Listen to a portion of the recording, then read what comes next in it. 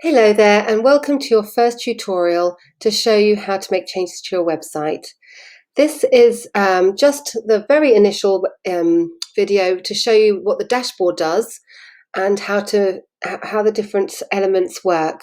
So basically, once you've logged in, you'll find yourself looking at a screen that looks like this.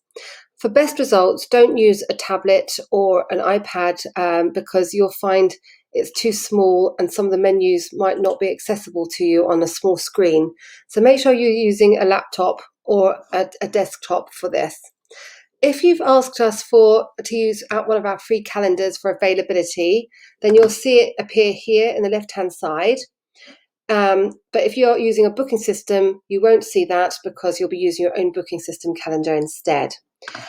Under your profile link here, you can change the password. So you can scroll down and click Set New Password, clear out the big long one unless you want to use a big long one, and type in your own secure password. It'll tell you if it's too weak. It has to be a strong password in order to save. But if you want to, you can use the one that they sort of create for you. If you want to, just make sure that you copy it and save it somewhere safe. So once you've changed your password there, then just click Update Profile here, and that will save it. Make sure that when you make your changes, it actually says your settings have been saved in case it actually turns out that what you entered was too weak. Okay, so you probably won't need most of these things down here, but just to show you where your media library is. And basically what you want to do is, before you get started, upload some images to your media library. So you can see here, these are the images I've already uploaded to this demo site. I'm going to show you how to add some new images. Click on Add New, and then basically you'll see this appear. Click on Select Files, and then find the image that you want to upload. I'm going to choose this bluebell photo, and it'll appear in your media library.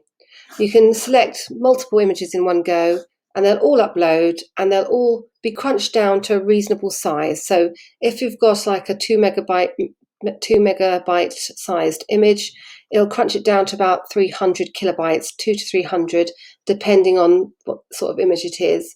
You can see this image here has got some information on it. It's 1280 by 853 pixels, but it's actually 197 kilobytes in size, and that should be quite a nice quality image actually, even though it's not very wide. For HD, you really want 1920 pixels wide, but 1280, if it's a good quality image and quite dense, so the size gives you an indication of that, nearly 200 kilobytes, it should be all right for even large screens.